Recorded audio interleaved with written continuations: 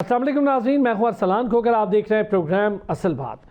एक तरफ इंडोनेशिया के सदर वज़ीर आज़म हाउस पहुंचे, उनको गार्ड ऑफ ऑनर पेश किया, मुख्तलिफ याददाश्तों पर दस्तखत हुए। बड़ी अहम बात है कि बैनुल अक़वामी डिग्नेटरीज़ अब पाकिस्तान का दौरा, और पाकिस्तान के वज़ीर आज़म, हमारे नायब वज़ीर आज़म या वज़ीर ख़ारजा वो दौरे कर रहे हैं। बिलावल भुट्टो मुख्तलिफ ममालिक का दौरा करके वापस आए हैं। बड़ी डिफरेंट किस्म की हम सिफारती पॉलिसीज़ को एप्लीकेशन होता देख रहे हैं। क्या फ़र्क पड़ रहा है पाकिस्तान के ओवरऑल स्टेटस में, पाकिस्तान के बैनुल अक़वामी तौर पर जो कैनवस है उस पर पाकिस्तान अपनी किस तरह से इस वक्त जो प्रेजेंस है उसको शो कर रहा है। फिर दूसरी तरफ भारत, जिसका हमेशा से वतीरा है पाकिस्तान और पाकिस्तान में दहशत गर्दी करवाना, अनरेस्ट करना, बदनाम ज़माना उनकी दहशत गर्द इंटेलिजेंस एजेंसी रॉ, उसकी हरकतें, उसके ओछे हथकंडे, कभी अफ़गानिस्तान, कभी केपी, कभी कहीं दहशत गर्दी की कार्रवाइयों में मुलविस होना, और ये मुसलसल भारत का एक वतीरा है। बांग्लादेश की रिपोर्ट आई, उसने भी बड़ा होश कुशा इंकशाफात किए हैं, और उस रिपोर्ट ने ये बताया है कि जी जो बांग्लादेश राइफल्स थी उनके हवाले से भारत प्रॉपर तरीके से इन्वॉल्व था। हसीना वाजिद कैसे आई इक़्तिदार में, किस तरह से वहाँ पर कत्लो गारतगिरी का बाजार गर्म हुआ, तो हर बुरी जगह पर आपको भारत दिखाई दे रहा है।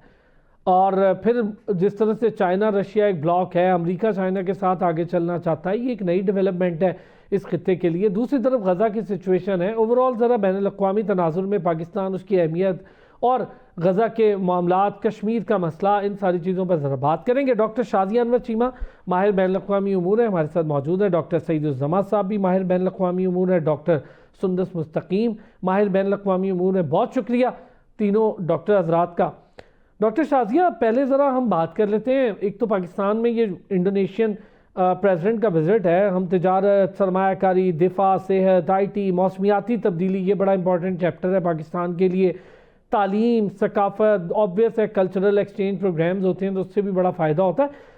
ये जो हम डिफरेंट किस्म की एक सिफारती पॉलिसी और थोड़ी कैटलिस्टिक सिफारती पॉलिसी देख रहे हैं, तेज़ी आ रही है, चीज़ों को प्रॉपर तरीके से एप्लीकेशन में लेकर आया जा रहा है। हम ये नहीं देख रहे कि जी एक तरफ का विजिट हुआ तो फिर थोड़ा अरसा हमने देखा उसमें गैप आ गया। हम गैप आने में नहीं दे रहे, सिफारती पॉलिसी भी ओपन है, चाइना, अमेरिका, रशिया सबको साथ लेकर चल रहे हैं। बिल्कुल आपने ठीक कहा है कि सफारती जो हमारे गहमा गहमी है वो तो चल रही है। वो तो इस पूरे जो टेन्योर है मौजूदा गवर्नमेंट का उसमें हमें नज़र आती है, और उसके डिविडेंड भी जो है ऑफ कोर्स हमारे सामने जो है वो आएंगे, और मंसूबा साजी भी हो रही है। लेकिन उसके साथ साथ भी देखें कि हमारे एडवर्सरीज भी कोई कसर नहीं छोड़ के रख रहे कि हमें एक जगह पे जो है वो इंगेज किया जाए, और इन चीज़ों को जो है थोड़ा स्लो मो पे रखा जाए, और बाकी जो खित्ते के अंदर है वो एक ऐसी केओटिक सी सूरत हाल पैदा कर दी जाए जहाँ पे हमारे लिए जो है ना वो प्रॉब्लम हो और हम इंगेज रहें किसी ना किसी तरीके से। तो ये एक बहुत साथ में एक अलार्मिंग सिचुएशन भी है। अफगानिस्तान का मसला जो है वो भी किसी हल की तरफ नहीं जा रहा है। लेकिन उसके साथ साथ देखें कि हमने जो अपना एक जगह बनाई है इंटरनेशनल स्फेयर पे, उस पे तो इसमें कोई शक नहीं है कि हर कोई जो है वो हमारे से एंगेजमेंट भी चाह रहा है। आपने इंडोनेशिया के प्राइम मिनिस्टर की बात की, तो जो बातें आपने बताई हैं इनके अलावा भी उनमें और ख़ास तौर पे गज़ा की सूरत हाल जो है वो भी डिस्कस हो सकती है, क्योंकि उसका भी फेज़ 2 जो है वो आ रहा है, और इंडोनेशिया अपनी फोर्सेस जो है वो भेजने के लिए वॉलंटियर उसने किया है। तो पाकिस्तान से उस सिलसिले में भी जो है वो बातचीत हो सकती है। तो ये रीजन जो है वो ब्रॉडर रीजन की डिस्कशंस भी बीच में आ रही है। लेकिन उसके साथ साथ आपको मल्टी लेयर किस्म की और चीज़ें भी नज़र आती हैं। जैसे रिसेंटली दोहा के अंदर एक समिट हुआ है, एक कॉन्फ्रेंस हुई है, जिसमें अफगानिस्तान जो है उसके बारे में बात की गई है कि सेंट्रल एशियन कंट्रीज जो हैं उसके साथ थोड़ा सा इकोनॉमिक ताउन करें। तो ये चीजें जब जो हैं वो जब हम जैसे लोग जो इनको देख रहे होते हैं तो थोड़ी सी ये बात खटकती भी है कि हमारे अपने रीजन में ही बहुत सी ताकतें ऐसी हैं जो ये चाह रही हैं कि हम इंगेज रहें। हमारी इकोनॉमिक ग्रोथ जो है वो इस तरह से जो है वो एक्सपेडाइट ना हो या एक्सेलरेट ना करे, तो उस पर थोड़ा सा फिर आपको तशवीश भी होती है कि जहां रशिया ने एक तरफ हमारे साथ जॉइंट फोर्स बनाने की बात की है, हमें सेंटो में ऐड करने की बात की है, और जो है जॉइंट टास्क फोर्स है, साथ में फिर अफगानिस्तान जो है उसकी एम्बेसी भी अपने अंदर बनाई हुई है, और ये जो दोहा का कॉन्फ्रेंस हुई है और जिसके अंदर खासतौर पे उज्बेकिस्तान से ये कहा गया है कि जी आप बहुत ज्यादा ताउन करें और अफगानियों की सूरत हाल को ठीक करें, ये बहुत अंडर द रेडार रही है। तो ये इसको जब मैंने फॉलो किया है तो फिर बातें ये भी सामने आती हैं कि बहुत से लोग हैं इस रीजन में जो हमें इस खुशफहमी में नहीं रहना चाहिए, हमें बहुत स्केप्टिकल होने की जरूरत है कि वो ये नहीं चाहते हैं कि हम इकोनॉमिकली ग्रो करें। वो हमारा एक ही रोल जो है वो हमें रखना चाहते हैं, वो है रीजनल सिक्योरिटी स्टेबलाइजर का, और वो हमें एज अ सिक्योरिटी स्टेट ही देखते रहना चाहते हैं, और टेररिज्म का स्पिल ओवर भी हमसे ही रुकवाना चाहते हैं। लेकिन उसके साथ में हमें जो सपोर्ट चाहिए अपनी इकोनॉमिक ग्रोथ के लिए, उसमें कहीं ना कहीं कोई रिलक्टेंस जरूर है, लेकिन बहरहाल हम भी लगे हुए हैं और देखते हैं कि ये चीज कैसे जो है वो और किस तरफ जाती है। हम कोशिश बहुत कर रहे हैं, हमारा रीजनल पोस्चर जो है वो बिल्कुल ठीक है, और हमारे बारे में जो राय कायम हो रही है वो हमारी फेवर में जाती है। लेकिन उस पोस्चरिंग से और हमारे डिटरेंस से और हमारी कैपेसिटी और कैपेबिलिटी से ये चीजें भी खुल के सामने आ रही हैं कि वो लोग जिनको हम बहुत देरीना दोस्त या जो भी समझते थे, वहां से भी हमें थोड़ा सा हमें होशियार रहने की जरूरत है, और अपनी पॉलिसी जो है उसको हमें कहीं ना कहीं जो है वो उसको देखते रहने की, और मेरा ख्याल है पावर कॉरिडोर वाले ये देख रहे होंगे, उसको देखने की जरूरत है। क्योंकि अफगानिस्तान वाली सिचुएशन इतनी सिंपल है नहीं जिस तरह हम मीडिया पे बैठ के उसको एक्सप्लेन कर रहे हैं कि जी दहशतगर्दी कर रहे हैं या ये। ऑफ कोर्स हमें पता है कि दहशतगर्दी करवाई जा रही है, लेकिन अगर वो दहशतगर्दी करवाई भी जा रही है और फिर हमसे ये उम्मीद भी की जा रही है कि उसको हम ही रोकें, और हमें किसी तरह की सपोर्ट भी नहीं दी जा रही है, तो ये फिर हमें थोड़ी सी अपनी स्ट्रक्चर जो है ना उसके अंदर, अच्छा, ये आपने बड़ा एक डिफरेंट पॉइंट ऑफ व्यू, सही है आपकी बात कि हमें रीजनल पॉलिटिक्स में और रीजनल रोल में ज़रा ख़ुद को भी डिफ़ाइन करने की मज़ीद ज़रूरत है, और मेरा ख्याल है और फर्निश करने की ज़रूरत है कि सिक्योरिटी पॉइंट ऑफ व्यू से क्यों, इकॉनमी ग्रोथ के पॉइंट ऑफ व्यू से क्यों नहीं। और फिर अफगानिस्तान में जो चीज़ सामने आ रही है उसके पीछे महरिकात और भी हो सकते हैं। मैं इन चीज़ों पर भी बात करता हूँ, एक ब्रेक लेते हैं, वापस आते हैं तो इस पर मज़ीद बात करते हैं। वेलकम बैक जी। डॉक्टर सईद साहब, बड़े 2-3 अच्छे पॉइंटर्स उठाए हैं, फिर मैं ज़रा गज़ा की सिचुएशन पे आगे बात करूंगा। पहले हम ज़रा इस पर बात कर लेते हैं, अफ़गानिस्तान की सिचुएशन को ले लें, रीजनल पॉलिटिक्स को ले लें। जैसे अभी डॉक्टर शाजिया ने जिस तरफ इशारा किया कि एक सिक्योरिटी पॉइंट ऑफ व्यू से ठीक है, हमारे स्टेटस को एक डिक्लेयर्ड स्टेटस है कि सिक्योरिटी पॉइंट ऑफ व्यू से पाकिस्तान को मुस्लिम ममालिक के साथ एक अहमियत हासिल है। लेकिन दोहा कॉन्फ्रेंस जिसका वो जिक्र कर रही हैं, उसके अंदर जिस तरह से बात की गई कि अफ़गानिस्तान की स्टेबिलिटी, ये सारा कुछ तब होगा जब अफ़गानिस्तान खुद चाहेगा, अपने अंदर अमन होगा। उनके तो अपने मुल्क में, अपने मुल्क को छोड़ें, उनके तो अपनी गवर्नमेंट के पास इतनी दस्तरस नहीं है कि उसका होल्ड पूरे के पूरे अफ़गानिस्तान पर हो। वो तो एक छोटे से काबुल तक बैठ गए, बाकी तो साइड एरियाज में सारी टेररिस्ट जमातें काम कर रही हैं। अरसान साहब देखिए, जो खिता है साउथ एशिया, ये एक रिसोर्सफुल रीजन है। आई मीन टू से, आप ह्यूमन रिसोर्स को देखें, आप नेचुरल रिसोर्स को देखें, तो ये अपनी मिसाल आप है। 2 बिलियन के करीब लोग यहाँ पे रहते हैं। बदकिस्मती से यहाँ पे चूंकि security situation for through out the history अगर आप देखें, चूंकि अच्छी नहीं रही, तो ये खिता वैसे तरक्की नहीं कर पाया जैसे कि इसको करना चाहिए था। आई मीन टू से 900 मिलियन से ज्यादा लोग अगर हम देखें तो यूनाइटेड नेशन की रिपोर्ट के मुताबिक $4.20 पर डे कमा रहे हैं, 1100-1200 रुपए पर डे। अब आप देखिए कि ये कितनी अलार्मिंग सिचुएशन है। तो वजह क्या है इसकी जनाब? वजह यह है कि यहाँ पे इनसिक्योरिटी है। यहाँ की सिक्योरिटी जो आर्किटेक्चर है, जब उसको हम देखते हैं तो हमें मालूम पड़ता है कि वो तो स्टेबिलिटी का मुतजाद है। अफगानिस्तान 1979 से लेकर अब तक 2025 अगर हम बात करें तो इस पूरा अरसा में अफगानिस्तान एक रीजन बना रहा उसकी इनसिक्योरिटी का, चाहे वो सोवियत इन्वेजन है, फिर चाहे वॉर ऑन टेरर की हम बात करें, तब भी अफगानिस्तान, और अब भी जब से यूएस की विड्रॉल हुई है अफगानिस्तान से अगस्त 2021 में, तो हम देखते हैं कि रीजनल थ्रेट्स बढ़े हैं, टेररिज्म के इंसिडेंट्स बढ़े हैं।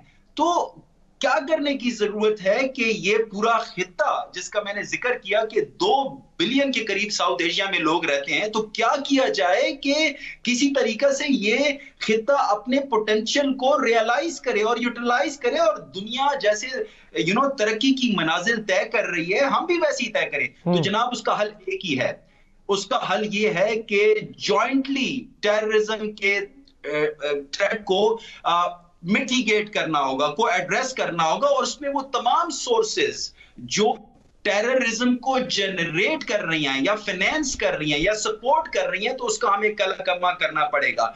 अब टेररिज्म को सपोर्ट करने वाली फोर्सेस जहां भी हों, आई मीन टू से चाहे वो अफगानिस्तान में हो या खित्ता का कोई और कंट्री, अगर सपोर्ट कर रहा है, फाइनेंशियली सपोर्ट कर रहा है, भारत कर रहा है ना बीएलए को, और इनको अब तो वो अमेरिका खुद बोल रहा है इन चीज़ों पर। और जिस किस्म की रिपोर्ट कांग्रेस से आई वो आपके सामने, फिर जो बांग्लादेश राइफल्स के हवाले से रिपोर्ट बांग्लादेश में मुरतब हुई वो आपके सामने है, और इसमें ढकी छुपी बात क्या है? अब देखिए अरसलान साहब, अगर हम पाकिस्तानी गवर्नमेंट की बात करें तो जेटम, जॉइंट एंटी टेररिज्म मैकेनिज्म, वो एक फ्रेमवर्क था जो कि खित्ता के लिए बहुत जरूरी था। पाकिस्तानी लीडरशिप ने ऑफर की इंडिया को कि आइए जॉइंटली टैकल करते हैं टेररिज्म को, लेकिन अगर आप दूसरी तरफ देखें तो आपको ईयू डिसइंफो लैब की रिपोर्ट मिलती है इंडियाज क्रॉनिकल्स की सूरत में। आपको नजर आता है कि कलभूषण की सूरत में एक एक्टर आपको नजर आता है जो कि जिन्होंने कॉन्फेस किया, टेलीविजन पे कॉन्फेस किया कि he was involved in terrorist activities across Pakistan, particularly Balochistan and Karachi. So what I want to establish is, अगर इस खित्ता ने तरक्की करनी है तो इस टेररिज्म के नासूर को टैकल करना होगा, और उसमें वो तमाम स्टेक होल्डर्स जो इसको फंड कर रहे हैं, जो इसको सोर्स कर रहे हैं, जो इसको सपोर्ट कर रहे हैं, जॉइंटली उनके खिलाफ एक्शन लेना होगा। और उसमें हमें सिर्फ रीजनल एक्टर्स नहीं,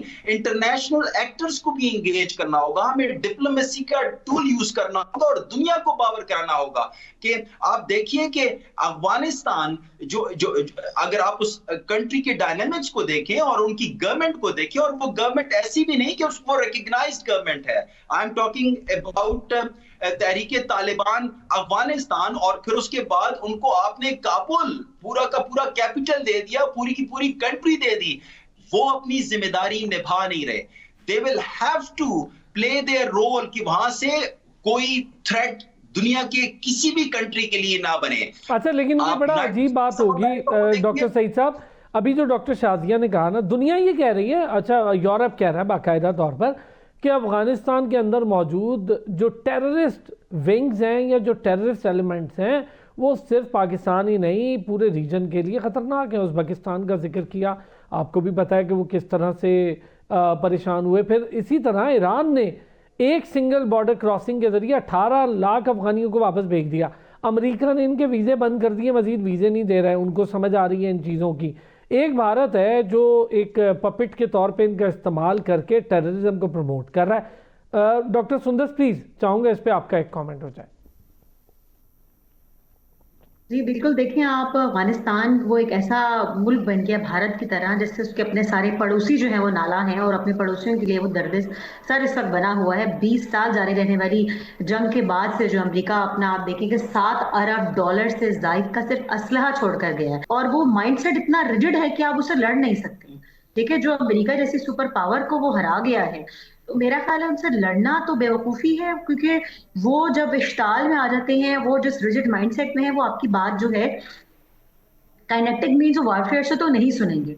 तो मेरा ख्याल है अब अमेरिका ने तो लड़के देख लिया, तो मेरा ख्याल है लड़ने के बजाय अगर हम नॉन काइनेटिक वॉरफेयर मीन्स इस्तेमाल करके अफगानिस्तान मैं आपको एक चीज अगर हम जो है क्लैरिटी के साथ में डॉक्टर सुंदर से एक चीज़ आपको बताऊं, ये जो खाम ख्याली है ना कि अमेरिका ने लड़के देख लिया, रशिया ने लड़के देख लिया, 2 सुपर पावर्स का वहाँ कुछ नहीं हुआ, इसके अंदर बड़ी हकीकत जो है ना वो और है।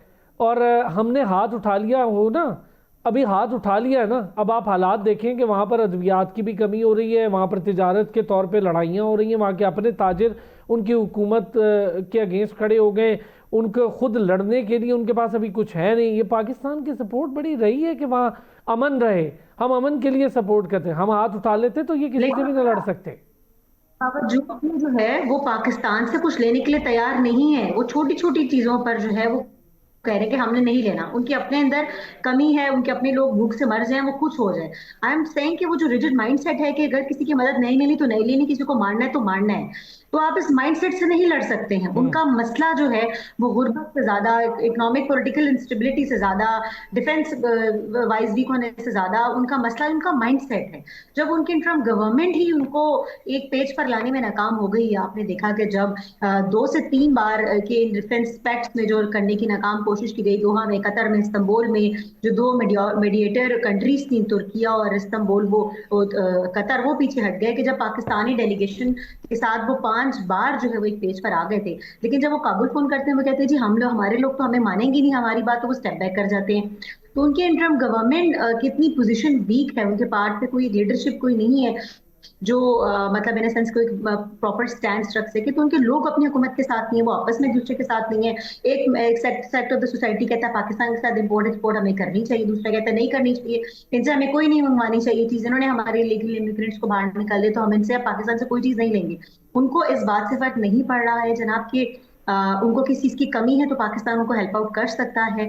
तो आप कैसे इस माइंडसेट का मुकाबला करेंगे? कोई पॉलिसी, कोई स्ट्रेटजी, कोई कनेक्टेड मीन ऑफ वारफेयर जो है समझ में नहीं आ रहा है कि अफगानिस्तान के साथ तो किस तरह से बात की जा सके। टेबल टॉक नेगोशिएशन हमने करके देख ली, उस पर नहीं आते, अमेरिका ने लड़के देख लिया नहीं आएंगे, तो फिर इनके साथ किया क्या जाए?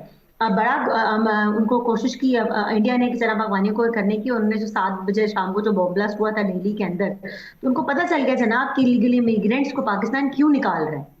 ठीक है, तो इंडिया नहीं को अभी पता नहीं चला चला, कि अभी उन्हें पता चलेगा। हम तो कह रहे हैं, मैं तो खैर ये बड़े पुरजोर इस पे मुतालबा है कि भेजें ना अफगानियों को, आप जरा जगह तो दें, फिर देखें अमेरिका क्यों निकाल रहा है। पाकिस्तान ने 45 साल यहाँ रखकर अपनी, हमारे कितने प्रॉब्लम्स खड़े हुए, ड्रग इकोनॉमी पे पूरी उनकी वो बेस्ड है सारी की सारी। इसके अलावा वहाँ उन्हें आता क्या है, यही तो प्रॉब्लम हो रहा है। अब डॉक्टर शाजिया मैं चाहूँगा एक चीज़ इसमें ज़रा, इस वक्त दुनिया की इकॉनमी पर अगर हम देखें, जिसका आप जिक्र भी कर रही थी, इस रीजन में सबसे बड़ी ताकत एससीओ वाले ममालिक हो गए या ब्रिक्स के।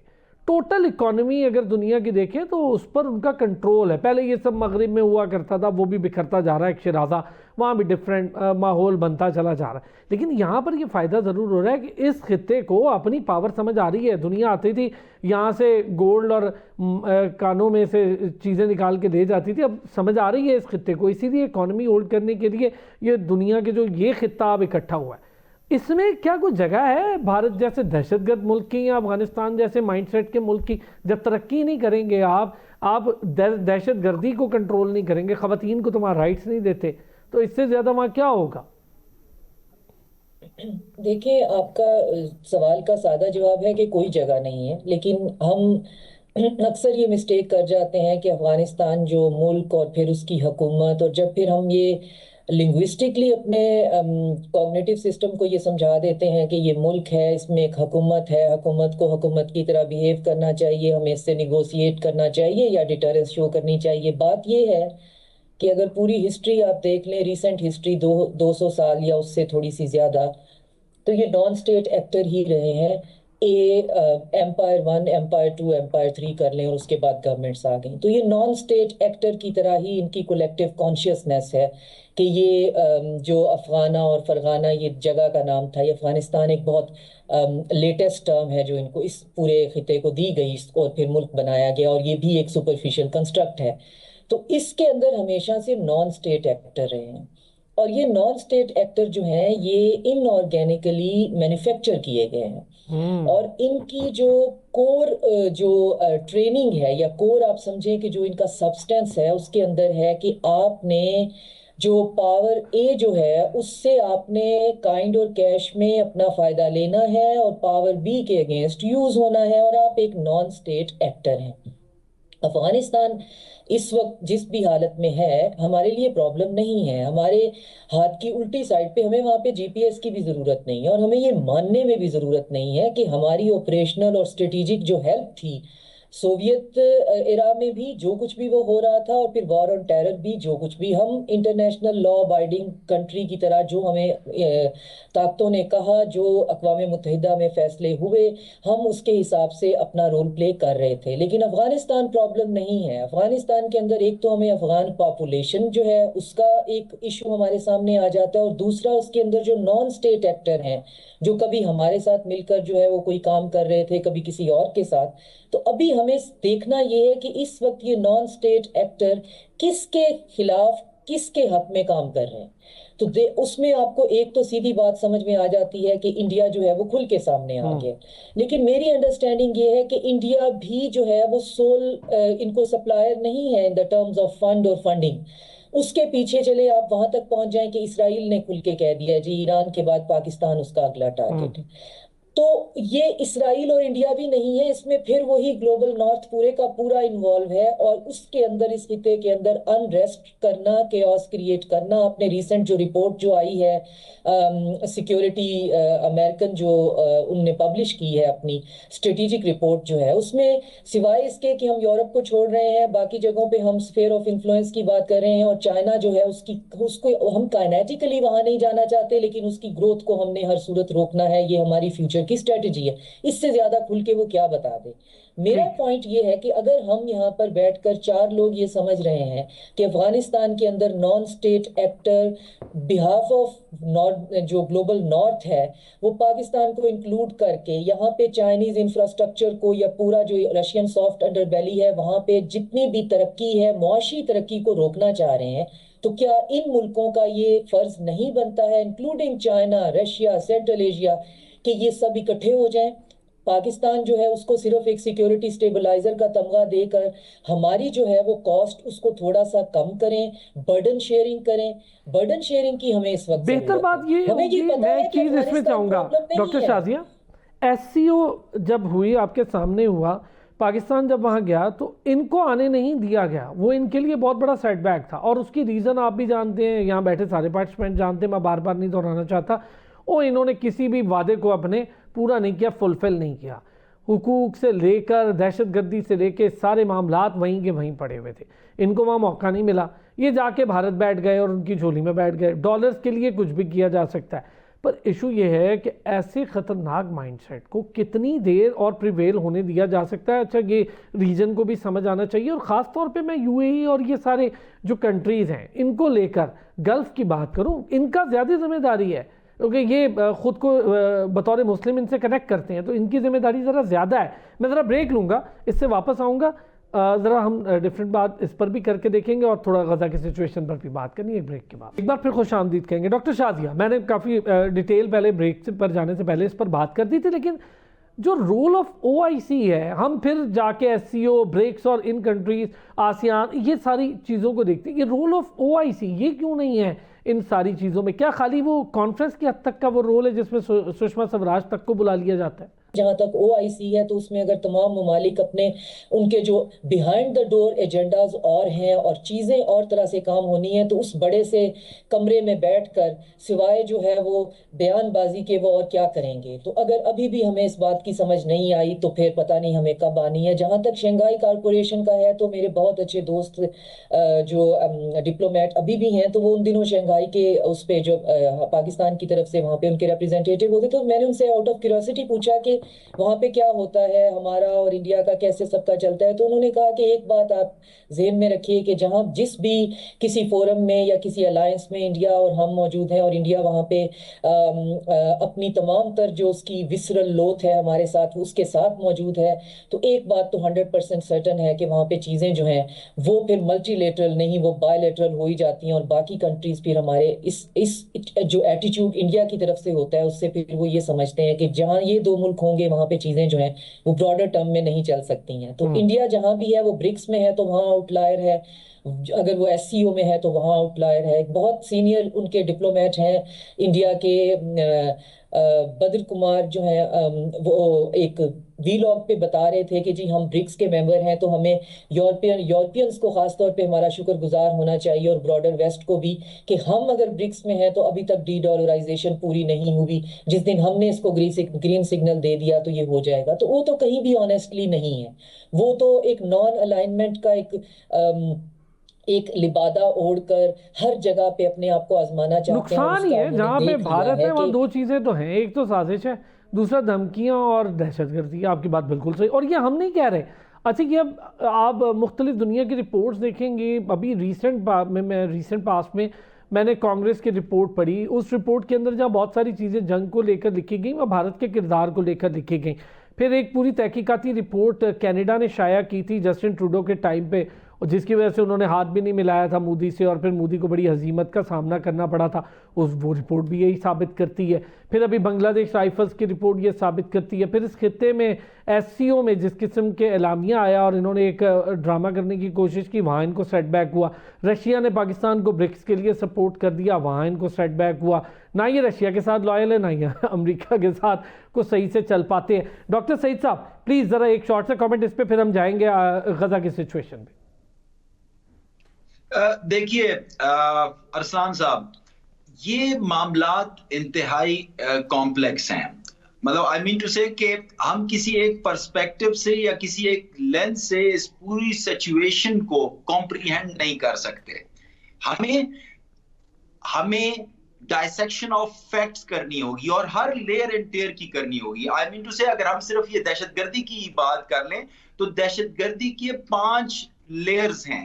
एक इंडिविजुअल है, फिर आप वो एक्सट्रीमिज्म और रेडिकलिज्म, फिर आप जो अगली लेयर में चले जाते हैं दैट इज सोसाइटल, उससे आगे फिर स्टेट स्पॉन्सर्ड टेररिज्म जिसका जिक्र आप कर रहे थे, और फिर उसके बाद रीजनल डायनेमिक्स होते हैं, और फिर इंटरनेशनल फैक्टर्स भी कार फरमा होते हैं।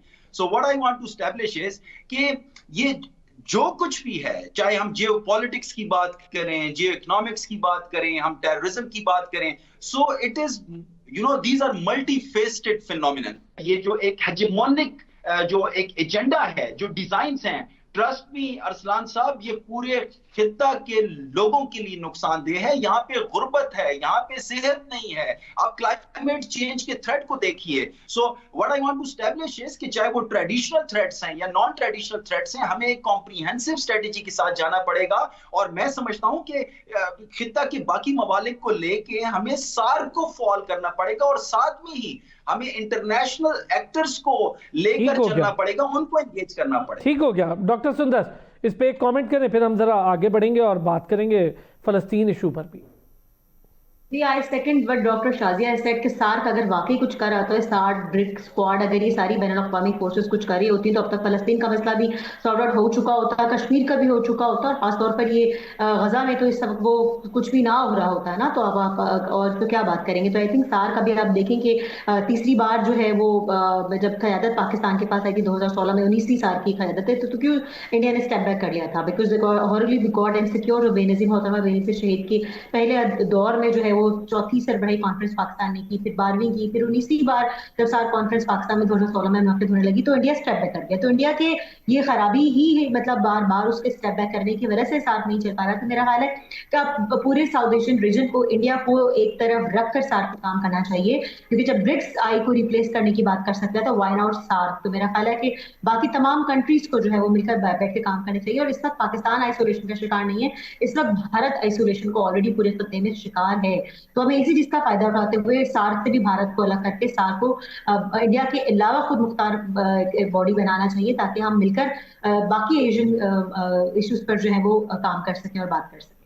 अच्छा, गजा के सिचुएशन पे ज़रा बात करेंगे। डॉक्टर सुंदर पहले ज़रा आपसे शुरू करते हैं। इसराइल जब तक कब्जा ख़त्म नहीं करेगा हथियार नहीं फेंके जा सकते, हमास ठीक कह रही है, और जैसे इसराइल जो कुछ कर रहा है वो हालात सबके सामने है। वज़ीर आज़म कतर, उन्हें भी अब बोलना पड़ा कि जी हालात वहाँ पर तब तक मुकम्मल जंगबंदी की तरफ नहीं जाएंगे जब तक इसराइल अपने मामला दी। दूसरी तरफ 5 साल से उसके ऊपर करप्शन के केसेस हैं। नेतन्याहू पर अमरीकी सदर ने माफ़ करने की तजवीज़ भी दी थी, लेकिन वहाँ के प्रेसिडेंट ने मना कर दिया। यानी इतना बड़ा करप्ट है वो, इतना बड़ा ख़तरनाक कल्प्रेट है कि उसको भी वहाँ के अपने प्रेसिडेंट ने माफ़ करने से मना कर दिया है। तो ज़रा ये सिचुएशन फिर कैसे अमन आएगा गजा में, और ये जो आर्म्ड फोर्सेस की बात हो रही है, कैसे इसको मतलब इसका क्या फॉर्मूला हो सकता है? देखिए, इस तरह जिस तरह अफगानिस्तान की हमने शुरू में बात की कि उनकी हुकूमत, उनके लोग एक साथ में नहीं है, तो नेतन्याहू का भी इस वक्त वही हाल हुआ है जनाब कि इंश्योरेंस जो है वो तो दे नहीं सका है अपने लोगों को, तो सिर्फ जूश के लिए थी। आपने देखा जब बख्तर बनगाड़ियों में छुपे थे तो सिर्फ जूश छुपे थे, बाकी माइनॉरिटीज को तो वहां पर भी जो है वो साइड साइड पे कर दिया गया था, क्या मुसलमान तो क्या क्रिश्चियंस को साथ भी, लेकिन जूश को किया गया था। तो जब उन्होंने इंश्योरेंस लाइफ क्लेम्स जो किए थे तो वो पूरे नहीं कर पाए थे, ठीक है। तो अभी उनके ऊपर करप्शन के चार्जेस हैं, और असल में बात ये है कि बहुत सारे जो, अगर आप ये जूश में भी देखेंगे उनमें जो एक पर्टिकुलर टिपिकल ये जो माइंड सेट है, सुन्नी माइंड सेट है, इसके अलावा जूश भी जो है वो फलस्तीन पे करने के हक में नहीं है, ठीक है। अभी बहुत बड़ी तादाद जूश के अपने अंदर, वो कहते हैं कि जनाब यही वो मुसलमान थे, यही वो गजा के लोग थे जिन्होंने हमें पनाह दी थी एक वक्त में, तो अभी हमें उनके साथ ये सुलूक नहीं करना चाहिए। तो अब वही लोग जो है वो नेतन्याहू को टफ टाइम दे रहे हैं, क्योंकि वो नहीं चाहते कि वो सुलूक करें। एक बहुत पर्टिकुलर सेट ऑफ सोसाइटी है वहां पर जो नेतन्याहू के इस माइंडसेट के साथ है, जो ये करना चाहते हैं ना, अदरवाइज वो नहीं करना चाहते। अच्छा, उसके अलावा अगर बात करें तो इंटरनेशनल जितनी भी फोर्सेज है, बैन अवी फोर्सेज हो गई, ट्रम्प का पीस प्लान हो गया, सब कुछ नाकाम हो गया है, वो नहीं हो पा रहे जब तक ये जो एक रिजिड माइंडसेट जो नेतन्याहू का और डोनाल्ड ट्रंप का है, जो क्रिश्चियनिटी में ये समझते हैं कि जब तक हम अपने यहूदी भाइयों की मदद नहीं करेंगे तो शायद हम रिलीजियस अपने रिचुअल्स को फॉलो नहीं कर पा रहे हैं। You can not fight this mindset as long as Christian जो है वो जूइश के साथ है। तो आई थिंक अगर ट्रंप जो है वो थोड़ा सा वोकल हो जाए गजा के लिए, अगर यूएसए की सपोर्ट हट जाए नेतन्याहू के पार्ट पर से, तो आई थिंक इसका कुछ ना कुछ सदेबाप किया जा सकता है। लेकिन एज लॉन्ग एज, क्योंकि हमने तमाम यूरोपियन कंट्रीज को, तमाम वेस्टर्न कंट्रीज को देख लिया जो कि गजा के हक में एटलीस्ट अपेरेंटली बोल पड़ी हैं। नेतन्याहू ने 12 कहा है कि शाम को ये लोग जाके मुझे कॉल्स करते हैं पर्सनली, लेकिन अपेरेंटली दुनिया के सामने जो है वो गजा के हक में बोल चुके हैं। अगर यूएसए भी यही करे और वो वोकल हो जाए और वो कहे जनाब के अपनी फौजें वापस बुलाओ, और अब ये सो कॉल्ड बार बार सीज फायर के बाद जो बार बार एक दिन में हमने अक्टूबर के, अच्छा यही चीज़ अगर मैं आपसे पूछना चाहूँ डॉक्टर शाजिया, ये सिचुएशन बिल्कुल आउट ऑफ कंट्रोल है, लेकिन इस सिचुएशन में ना अब लोग बोलना दोबारा से शुरू हो रहे हैं, क्योंकि जाहिर है कब तक जुल्म ऐसे चलता रहेगा। अमन मुआहिदा हुआ, कोई फ़ायदा ना हुआ, कब तक? और सबसे बड़ा मसला तो वहाँ के लोगों की बहाली है। वो तो इन सारे जो पिछले, अगर मैं बात कर लूँ कोई 100 साल में, तो जितना ख़तरनाक इस वक्त इकनॉमिक डेफिसिट या वर्स्ट सिचुएशन वो फेस करें तो पूरी दुनिया में कोई नहीं कर रहा। जी बिल्कुल, आप गजा की बात करना इस वक्त दुनिया का मुश्किल तरीन वो है कि उस पर क्या बात की जाए। उस पर पीस प्लान जो है वो हुआ, फिर फेज 1 पे अमल हुआ, फेज 1 से पे होने के बाद जो कि सीज फायर था, 5 फेज में उस पर काम होना है। तो फेज 1 में 400 से ज्यादा दफा सीज फायर जो है वो ब्रीच किया जा चुका है, 400 से ज्यादा दफा। और अब ट्रंप जो है वो कह रहे हैं क्रिसमस से पहले मैं हर सूरत में फेज 2 पे अमल शुरू करवा दूंगा। और फेज 2 जो है सीज फायर के बाद वो था इसराइली फोर्सेस का विड्रॉल। और इसराइली फोर्सेस ने जो गजा है उसके अंदर 3 रंगों का एक नक्शा जो है वो पूरी दुनिया को दिखाया हुआ है, ग्रीन है, येलो है और रेड है। तो उन्होंने कहा जी कि हम ग्रीन लाइन से, तो ग्रीन एरिया से तो निकल चुके हैं, येलो से आहिस्ता आहिस्ता निकलेंगे और उसके बाद फिर बाहर की तरफ जो है वो फिर हम थोड़ा सा स्लो उसमें जाएंगे। तो अब रिसेंटली उनकी गवर्नमेंट की तरफ से आया है कि जो जो येलो लाइन है जो कि गजा की, वो आप गजा की बाउंड्री जो है वो कंसीडर करें, और जो ग्रीन एरिया है बस वही गजा रहेगा। तो अब इस बात पे समझ नहीं आता, आई मीन ये एक ऐसी चीज़ है जिसने हमें एक शदीद पेन और एक अजियत की फिटीग में डाला हुआ है। और हम फंडामेंटली मैं अक्सर ये कहती हूँ कि हम कभी भी वो नहीं रहेंगे जो हम इस जेनोसाइड से पहले थे। और ये हाल सिर्फ किसी एक खिते का, ये एक मुल्क का नहीं है, ये पूरी दुनिया के जो लोग हैं, जो इंसान हैं, जिनका दिमाग जो है वो एक रूम टेम्परेचर के लेवल की अंडरस्टैंडिंग रखता है, वो सब इस अजियत से गुजर रहे हैं। बाकी या तो सोशियोपैथ हैं या फिर उनके अंदर कैपेबिलिटी ही नहीं है कि वो ये चीज़ समझ सकें। तो अब आगे से देखने में ये है जी कि अब फेज 2 पे काम शुरू हो जाएगा और गजा जो है उसको स्क्वीज करके उसकी टेरिटरी को और जो है वो कम कर दिया गया है, और ये तो फेज 2 का एक बड़ा खतरनाक हिस्सा हो जाएगा। और फिर जो सऊदी अरब कह रहा था डॉक्टर सईद कि अब्राहम अकॉर्ड इस तरह की कोई चीज़ नहीं हो सकती, इसको मुस्तरद किया। उन्होंने कहा जी पहले आप गजा के मामले को हल करें, फ़लस्तीन को हल करें, फेज 2 क्या होगा? देखिए अरसलान साहब, मैं अक्सर औकात सोचता हूं कि 21वीं सदी है जनाब और साल है 2025। क्या ये बर्बरियत, ये जुल्म, ये इंटरनेशनल कम्युनिटी कैसे इजाजत दे रही है? आई मीन टू से आज से कुछ सालों के बाद जब इजराइल पैलेस्टाइन कॉन्फ्लिक्ट को देखा जाएगा, या इसी तरह के जो बाकी कॉन्फ्लिक्ट हैं, रशिया यूक्रेन कॉन्फ्लिक्ट की बात कर लें, तो जब आज से कुछ सालों के बाद इस पे सोचा जाएगा और इनकी मेमोरीज में आप इवेंट्स अरेंज कर रहे होंगे, तो क्या क्या इंसानियत शर्मसार नहीं होगी? उस पे इंसानियत आज भी शर्मसार है और कल भी होगी। इस जिनोसाइड को रोकना होगा। इस जुल्म और बर्बरियत का जो बाजार गर्म है, इसको रोकना होगा। निकल जाएगी इस्राएली फोर्सेस पार्ट 2 अगर हम देखें, फेज 2 देखें, और जिस तरह भी डॉक्टर शाजिया जो बात कह रही हैं वो अब इंटरनेशनली भी डिस्कस हो रही है कि जो 3 फेजेस आपने बना दिए थे, ग्रीन, येलो, रेड, और आपने येलो पे मार्क लगा दिया कि बस ये तो हमारे पास ही है, आप ग्रीन में ही ठहरे रहे, ऐसे कैसे हो सकता है? देखिए अरसलान साहब, मैं एक बात आपके सामने रखना चाह रहा हूं, और वो ये है कि तमाम तर जंगो जदल के बाद, तमाम तर जुल्म के बावजूद कुछ उम्मीदें थी, और वो उम्मीदें जिनका पाकिस्तान को अगर देखें, पाकिस्तानी लीडरशिप भी उनका हिस्सा थी, पाकिस्तानी रियासत भी हिस्सा थी। आई मीन टू से ये जो पीस प्लान है, मैं जाती तौर पे सोच रहा था कि चले जिनोसाइड तो रुका, तो उस हवाले से मैंने पीस प्लान को खुशाइन पहले भी मैं कहता रहा, आज भी मैं कह रहा हूं। अब जब इसकी इंप्लीमेंटेशन की बात करें, तो अगर आप पाकिस्तानी पॉलिसी मेकर्स या पाकिस्तानी लीडरशिप के स्टांस को देखें, तो जनाब 3-4 बातें मैं आपके सामने रखना चाहूंगा। आप सर जरा जल्दी से, वक्त की कमी होगी, जल्दी से सर। मुख्तसरन, इंतहाई मुख्तसरन, पाकिस्तानी लीडरशिप ने इंटरनेशनल स्टेबलाइजेशन फोर्स का हिस्सा बनने के लिए 3 शराइत रखी। पहले ये जनाब कि अदर मुस्लिम स्टेट्स, जो बाकी मुस्लिम ममालिक हैं, वो उसका हिस्सा बनेंगे। दूसरी बात कि 2 स्टेट सोल्यूशन की तरफ जाना होगा, और तीसरी बात, पाकिस्तान हमास के खिलाफ बरसरे पैकार गाजा स्ट्रिप पे नहीं होगी, ना हमास के खिलाफ, ना इजरायली फोर्सेस के against. So what I want to establish is कि पीस प्लान को सपोर्ट करना चाहिए, पाकिस्तानी रियासत भी कर सर, हम तो कर ही रहे थे ना, पीस प्लान की वजह से ही ये सारे ममालिक और अरब लीग का हिस्सा बनकर, और हमने बड़ी कोशिश की थी, लेकिन वहाँ पर जिनका बड़ा रोल बनता है खलीजी ममालिक का, वो उस रोल को अगर प्ले कर जाते तो शायद मामलात या हालात इस नहज पे ही ना आते जो उन्होंने इतने दिनों तक जुल्म सितम सा और सारा मुल्क तबाह बर्बाद कर दिया इसराइल ने। Doctor Saeed sahab, thank you so much. Doctor Sundas Mustaqeem, आपका भी शुक्रिया। डॉक्टर शाजिया चीमा, आपका भी बहुत शुक्रिया। एक ब्रेक लेनी है, लेकिन ब्रेक से वापस आएंगे, ज़रा तालीम पर बात करेंगे। पाकिस्तान, उसका तालीमी निज़ाम, निसाब, इम्प्लीमेंटेशन, बैनुल-अक़वामी तालीम और पाकिस्तान की तालीम क्या हमआहंगी है, कहाँ पर हम खड़े हैं, हमारा निसाब, हमारी फीसेज, ये सारी चीज़ों पर ज़रा बात करेंगे एक ब्रेक के बाद। एक बार फिर खुश आमदीद कहेंगे। अली रज़ा खान साहब ने हमें ज्वाइन कर लिया है, माहिर तालीम है, बहुत सारी चीज़ों पर बात करनी है। ब्रेक पर जाने से पहले उसका मैंने जिक्र किया था। Ali, thank you so much, आपने हमारे लिए वक्त निकाला। अली, पहली बात तो बहुत दफ़ा इस पर डिस्कशन हो चुकी कि हमारा तालीमी मेयार क्या है, हम कहाँ खड़े हैं, दुनिया कहाँ जा रही है। काफ़ी ऐसी चीज़ें हैं जो ऑक्सफोर्ड की किताबों में अगर देखी जाएँ तो यकसर मुख्तलिफ हैं, जो हमारे निसाब में देखी जाए तो यकसर मुख्तलिफ हैं।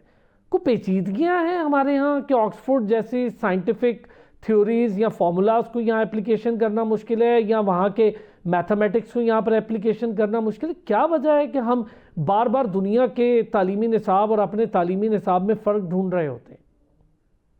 प्लान इसमें मुश्किल तो कोई नहीं है, there is a will, there is a way, but issue ये है कि हमारे यहाँ बड़ी मुश्किल से एक्सेप्टेंस होती है चीज़ों की। तो नए जो टेक्टिक्स हैं उसको आप जानते हैं कि हम तक आने में कोई 10-15 साल कम से कम भी जो है वो लग जाते हैं, और हमारे जो बोर्ड्स हैं उसके अंदर वही ओल्ड स्कूल ऑफ थॉट है जो काम कर रहा है, लेटेस्ट जो थिंकिंग है उसके ऊपर काम नहीं कर रहा।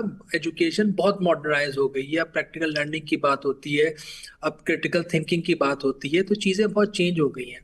और अभी भी आपकी अगर कुछ किताब के अंदर ये अभी तक पढ़ाया जा रहा है कि जी ट्रांसिस्टर जो है वो इस सदी की सबसे अहम इजाद है, और आपको क्लास 6 में बताया जा रहा है कि how to start a computer, तो ये बहुत बड़ा क्वेश्चन मार्क है। दुनिया भर जो है वो एजुकेशन के ऊपर बहुत आगे जाते जा रही है, और वो बहुत बड़ा अपने बजट्स का हुकूमतें इन्वेस्ट कर रही हैं एजुकेशन के ऊपर। हमारे यहाँ लेकिन इस सब के बावजूद भी अरसलान, हमारे यहाँ भी अच्छा काम हो रहा है बहुत से अदारों में, वो प्राइवेट सेक्टर में भी और वो गवर्नमेंट सेक्टर में भी। लेकिन उसके सर्किल को बढ़ाने की जरूरत है, उसमें मजीद काम करने की, बेहतरी करने की जरूरत है।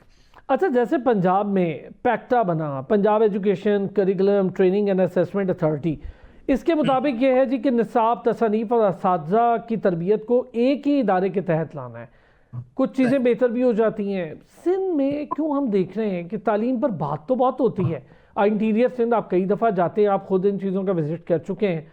ज़रा वहाँ की सूरत हाल देखें और शहरी सिंध की सूरत हाल देखें, बहुत मुख्तलिफ है। कैसे हम लोगों को एक कंपटीशन के अंदर ले आएंगे?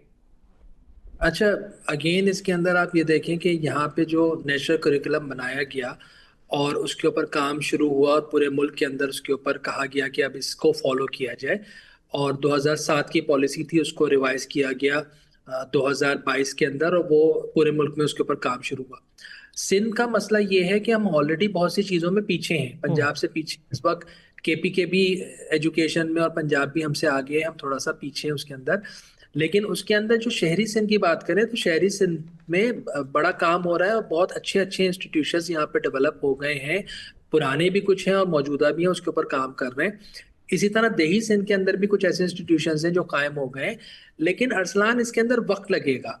जो काम हो रहा है वो क्योंकि इतने छोटे स्केल के ऊपर हो रहा है कि उसका इम्पैक्ट आने में टाइम लगेगा। तो जो काम अच्छा हो रहा है उसको बढ़ाने की जरूरत है, जहाँ पे खराबियां उसको बेहतर करने की जरूरत है। इशू क्या है? एआई का इस्तेमाल बहुत ज़्यादा है अली आजकल दुनिया भर में। बच्चों तक को इसके हवाले से इंफॉर्मेशन दी जा रही है। फिर ये भी बताया जा रहा है कि सोशल मीडिया के मुस्बत और ज़िम्मेदाराना इस्तेमाल कैसे किया जा सकता है। कंप्यूटर एक प्रॉपर एजुकेशन है जो बच्चों को, तो हमारे यहाँ तो वही आप बता रहे हैं ना, हम अभी तक वो डॉस और इन प्रॉम्प्ट से ही बाहर नहीं आ पाए, कैसे खोलना है, कैसे बंद करना है। हम ये जब चीज़ें देखते हैं फिर हम ये सवाल करना बनता ही नहीं है कि आप यहाँ डिग्री ले लेते हैं फिर भी आपको एक इंग्लिश का टेस्ट देना है ताकि आप बाहर मज़ीद एजुकेशन हासिल, फिर तो बनता ही नहीं सवाल। सही बात है, आपकी सिर्फ इंग्लिश में निसाब होने का मकसद ये हो ही नहीं सकता कि आपको इंग्लिश आ गई। अच्छा, अब देखें, जहाँ तक एआई की ज़रूरत है, ये तो टूल है और पूरी दुनिया के अंदर ये टूल यूज़ हो रहा है, और इसके बगैर जो है वो अब ज़ाहिर है आपको आगे बढ़ना मुश्किल है। इस वक्त भी ऐसे इंस्टीट्यूशंस पाकिस्तान में मौजूद हैं जो टेक इन्फो के ऊपर काम कर रहे हैं, जो एआई के ऊपर काम कर रहे हैं और दुनिया भर में कम्पीट कर रहे हैं। इशू कहाँ पर आता है? जब वही बच्चा हमारा अरसलान पढ़ा लिखा जब अब्रॉड जाता है वो बड़ा अच्छा परफॉर्म करता है, लेकिन यहाँ पर वो परफॉर्म नहीं कर पाता क्योंकि सिस्टम के अंदर फेलियर्स हैं, करप्शन है, अकरबा परवरी है। तो right man on the right job नहीं है, जिसकी वजह से प्रॉब्लम्स आती हैं। अगेन हमें एक डायरेक्शन, अभी तक हम बात जो करते हैं ना, 75 साल से जायद हो गए हमारे मुमलिकत को आज़ाद हुए हुए, लेकिन आज तक हम बात करते हैं कि जी इस तरह इस डायरेक्शन पे हमें जाने की ज़रूरत है। अब अरसलान वो वक्त आ गया है, क्रिटिकल टाइम है, जिस वक्त डायरेक्शन को सेट कर दिया जाए और उसको अलाइन कर दिया जाए दुनिया के साथ, ताकि हम फिर, अगर ये तालीमी निज़ाम अरसलान बेहतर होगा तो हर फील्ड के अंदर बेहतर होगा। आपके यहाँ टेक्नोक्रेट्स निकलेंगे जो हुकूमतों को संभालेंगे, जो इदारों को संभालेंगे, हर जगह पे बेनिफिट आपको नजर आएगा। तो एआई उसके अंदर बहुत ज़रूरी है, इन्फोटेक बहुत ज़रूरी है, रोबोटिक्स के ऊपर काम हो रहा है वो बहुत ज़रूरी है, और जो दुनिया के अंदर लेटेस्ट टेक्टिक्स हैं वो पाकिस्तान के अंदर अडॉप्ट की जा रही हैं, उसके ऊपर काम हो रहा है। अगेन उसका जो कैनवस है वो बहुत महदूद है, उसको कैनवस को बढ़ाने की ज़रूरत है। अच्छा, दुनिया में बहुत से ऐसे हमारे सामने मिसालें हैं अली कि जिसमें लोगों ने जो डिग्री है वो तो बिल्कुल अपनी अहमियत के हामिल है, लेकिन फ़नी तालीम और हुनर की तालीम, सर्टिफिकेशन, इस पर काम करके पूरी दुनिया में वो छाए हुए हैं लोग। हमारे यहाँ आप समझते हैं, एक बड़ा मेरा टिपिकल सा सवाल है, क्या वाकई प्राइवेट सेक्टर ने ये कोई इजारादारी कोई होल्ड कर रखी है कि लोगों को फ़नी तरबियत की तरफ ना जाने दिया जाए, उन्हें डिग्रियों पे लगाए रखें ताकि ज़रा स्कूल कॉलेजेस यूनिवर्सिटीज़ चमकती रहें? देखिए, जो फनी तरबियत है ना वो फनी तरबियत हो गया है पाकिस्तान में। उसके ऊपर जो है वो काम, उसको सीरियस लिया ही नहीं गया कभी भी।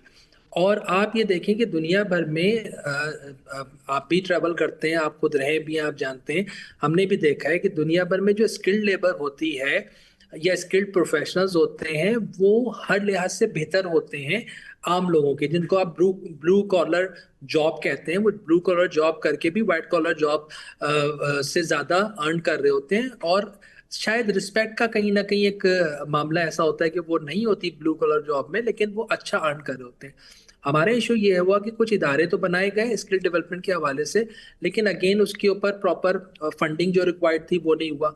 अब आपको मालूम है कि मिडल ईस्ट के अंदर कितनी जॉब्स प्रोड्यूस होती हैं, बिल्कुल। लेकिन वो जो प्रोड्यूस हो रही है वो बांग्लादेशी, वो फिलिपीनीज और वो इंडियंस जो है वो जॉब्स लेके जा रहे हैं, क्योंकि हमारे यहाँ इशू ये है कि जो उसके लिए लाइसेंस रिक्वायर्ड है वो लाइसेंस ही उनको पता नहीं है कि कौन सा लाइसेंस है, कहाँ से लेना है, वो कोर्सेज कहाँ से हैं।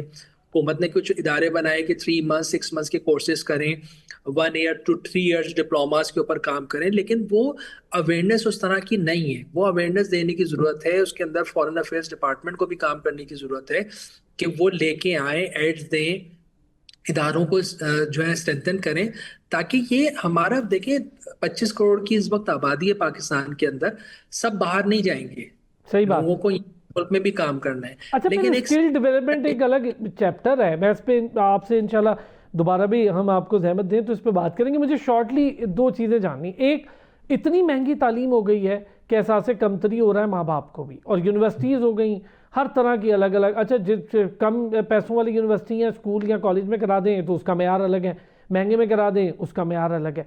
दूसरा, जो इस वक्त सिचुएशन सबसे बड़ी हम फेस कर रहे हैं वो ये है कि तालीम जिस चीज़ के लिए हासिल की जाती है भरमार है। फ़र्ज़ करें मीडिया रिलेटेड यूनिवर्सिटी या वो जो डिपार्टमेंट्स हैं उसकी डिग्रियां लेके लोग फिर रहे, जॉब नहीं है। इसी तरह कई डिग्रियां लेके जॉब, तो इस पर क्या कोई कानून साजी होने की ज़रूरत है, क्या है? अच्छा अरसलान, मैंने अभी रिसेंटली एक सर्वे कंडक्ट किया, खुद मैंने सर्वे कंडक्ट किया कि जो हम बात करते हैं कि तालीम बहुत महंगी हो गई, तो मैं आपको बताऊं कि सेकेंडरी लेवल तक पाकिस्तान में तालीम महंगी नहीं है दुनिया भर से अगर आप कंपैरिजन करें। क्योंकि आप जानते हैं कि नॉर्मली स्कूल्स, प्राइवेट स्कूल्स जो चार्ज कर रहे हैं वो 10 से 15 हज़ार रुपये कराची में या बाकी सूबों में भी वो चार्ज कर रहे हैं, और कुछ स्कूल्स हैं जो 25 to 30,000 चार्ज कर रहे हैं। मींस $50 to $100 के अंदर आपको एजुकेशन मिल रही है पर मंथ। इसी तरह आप यूनिवर्सिटीज़ के अंदर आ जाएं तो यूनिवर्सिटीज़ भी जो सेमेस्टर चार्ज कर रहा है वो 50,000 to 150,000 जो है वो चार्ज कर रहा है। तो वो अगर आप कंपेयर करते हैं दुनिया भर से तो वो तालीम बहुत महंगी नहीं है। मसला क्या है कि मसला ये है कि वो तालीम की जो एग्जीक्यूशन होनी चाहिए, जो उसको स्किल्स मिलनी चाहिए, नॉलेज मिलनी चाहिए उस डिग्री के बाद, हम वहां पे लेकर जाते हैं। जो आपने के आगाज में भी बात की ना कि हमारा डॉक्टर एमबीबीएस करने के बाद भी 2 साल का फाउंडेशन कोर्स करता है, इवन नर्सिंग का कोर्स करता है वो अगर यूरोप जा रहा होता है, और उसके बाद फिर उसकी इम्प्लीमेंटेशन होती है। जो हमारे इंजीनियर्स हैं उनको इंजीनियर्स माना ही नहीं जाता, वो वहां पर लोकली प्रैक्टिस नहीं करते। सर मेरा अपना ये हाल रहा है, मैं जब बाहर गया तो अच्छा खासा इंग्लिश पढ़ता था, इंग्लिश बोलता था, लेकिन मुझे आइल्स का टेस्ट देना पड़ा और फिर साबित करना पड़ा। लेकिन वही मेरी जो यूके की डिग्री है उस पर मुझे अब कभी टेस्ट नहीं देना पड़ता। ये बहुत बड़ा फ़र्क है, ये बहुत बड़ा फ़र्क है। हालांकि यहाँ भी सेम डिग्री हो और वहाँ भी तो आपको देना पड़ता है। बहुत शुक्रिया अली रज़ा खान साहब, थैंक यू सो मच। माहिर तालीम हमारे साथ मौजूद थे। नाज़रीन आपका भी शुक्रिया। कल फिर होती है आपसे मुलाकात, अपना ख्याल रखिएगा।